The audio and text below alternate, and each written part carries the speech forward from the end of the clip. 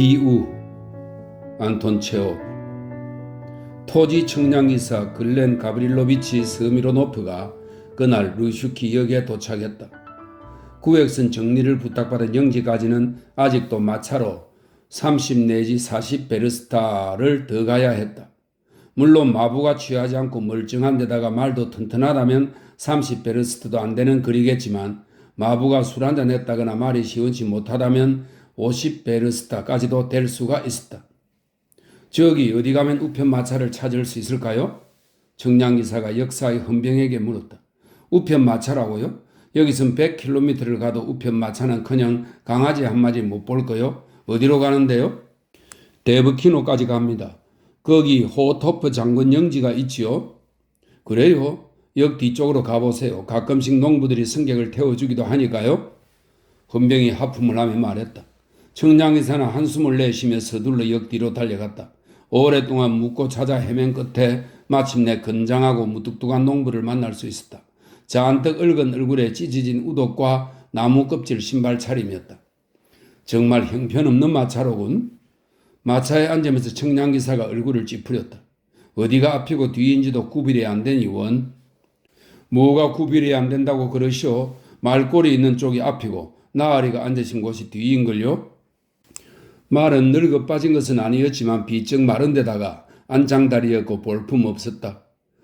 마부가 일어서 자작나무 채찍으로 한번 내리치자 말은 그저 머리를 한번 흔들었다.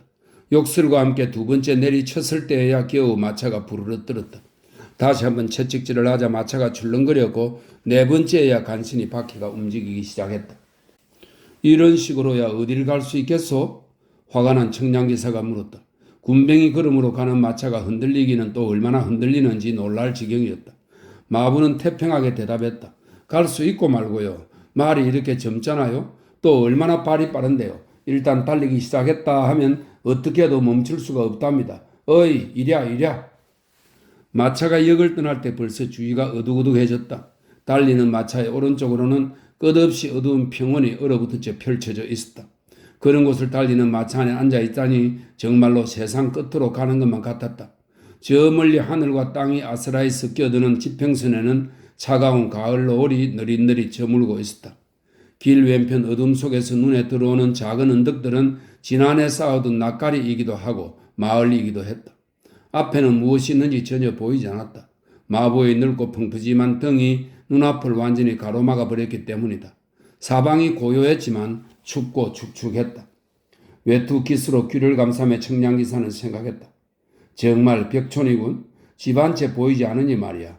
누가 갑자기 강도로 돌변에 덤벼든다 해도 이래가지고서야 쥐도새도 모르게 당하고 말겠는걸? 이 마부도 믿을 수가 없어. 저 등판 좀 봐. 이런 놈이 덤비면 꼼짝없이 당할 밖에.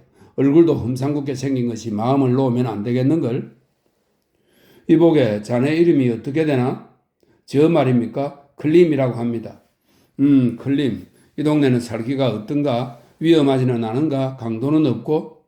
고맙게도 그런 일은 없답니다. 그거 다행이군. 난 만일의 경우를 대비해서 언제나 권총 3자루를 가지고 다닌다네. 권총만 있으면 걱정 없어. 10명이라도 상대해 줄 수 있거든.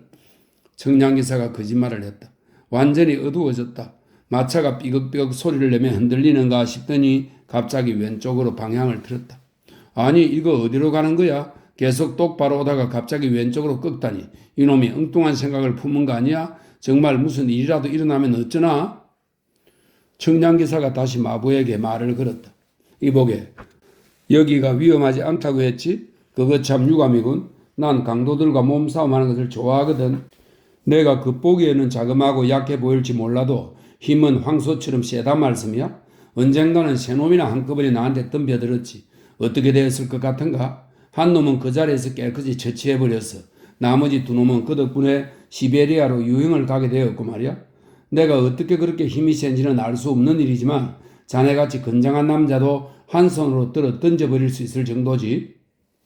글럽이 헐끗 청량기사를 돌아보며 얼굴을 찌푸리더니 다시 말에게 채찍질을 했다. 청량기사가 계속 말했다. 누구든 나하고 맞붙는 일이 없게 해달라고 빌어야 할 거야. 도둑놈이라도 덤비는 날엔 손발이 성이 남아나지 않는 건 물론이고 법정에까지 가야 할걸?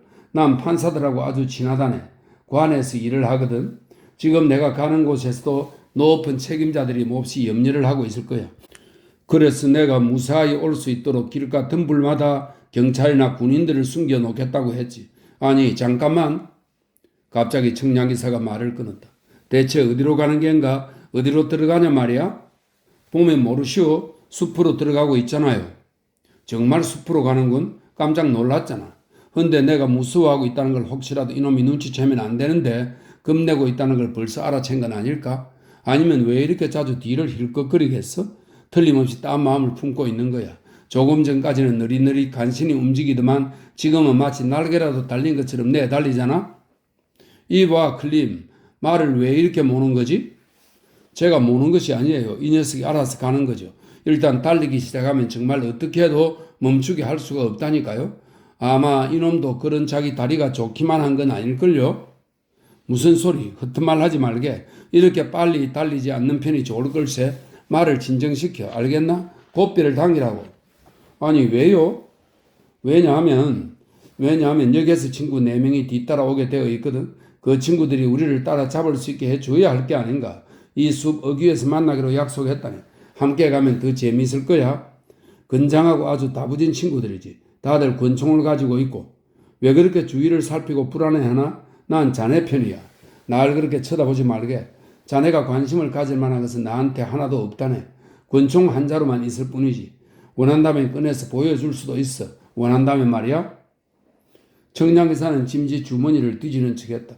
그런데 바로 그때 전혀 예상치 못했던 일이 일어났다. 걸림이 갑자기 마차에서 뛰어내리더니 헐레벌떡 숲으로 숨어 들어간 것이다. 걸림이 소리쳤다. 살려주세요. 살려주세요.